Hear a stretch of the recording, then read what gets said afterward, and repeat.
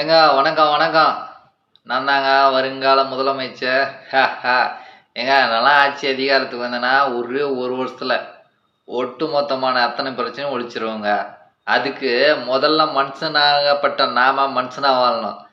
நாம மனுஷனுக்கு உண்டான வாழ்க்கை வாழாதனால தான், நமக்கான அரசியல் செய்றவங்க, மனுஷனா நமக்கு உண்டான அரசியல செய்ய மாட்டேன்றாங்க. முதல்ல மனுஷன் மனுஷனா வாழ்றதுக்கு உண்டான மனிதன் எப்படி வாழ பொறந்தான்?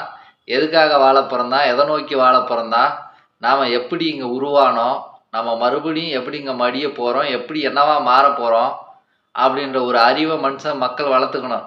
அது தெரியாம மொத்தமா இருக்கிற வரைக்கும் நம்ம உடம்புல தோணக்கூடிய இயல்பு, இச்சைகள், காமம், ஆசை, எதிர்பார்ப்பு, அறுசுவை, மோகம் இதுக்காகவே இத பூர்த்தி பண்ணி, இதுல இன்பம் காண்ற அற்ப சுகத்துக்காகவே வாழ்றதுனால தான் நம்ம வாழ்க்கை என்னன்றதே நமக்கும் தெரியாம தற்குறித்தனமா இன்னைக்கு வாழ்ந்துட்டு இருக்கோம்.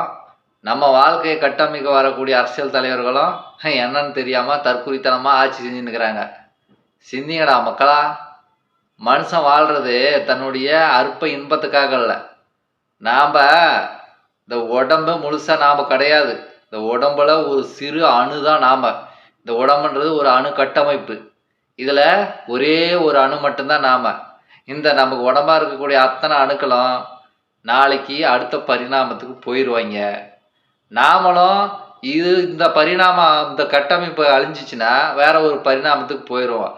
அப்போ இந்த கட்டமைப்பை பயன்படுத்தி நாமன்ற அணுவை கரை சேர்த்துக்கிறதுக்கும் நாமன்ற அணுவை எப்படி சொல்றது நல்வழிப்படுத்திக்கிறதுக்குமான முயற்சி தான் இந்த மனிதனுக்கே உண்டான வாழ்க்கை. அப்படி இல்லைன்னா மண்ணா போய் மரமா செடியா கொடியா பூச்சியா புழுவா இப்படியே பரிணாமத்தில் சுழண்டுக்கிட்டே இருக்க வேண்டியது தான். சிந்திங்கடா மக்களா. ஒரே வருடத்தில் அத்தனை பிரச்சனையும் மாற்றி உன்னை மனுஷனா வாழ்றதுக்கு உண்டான வழியை காட்டுறேன்.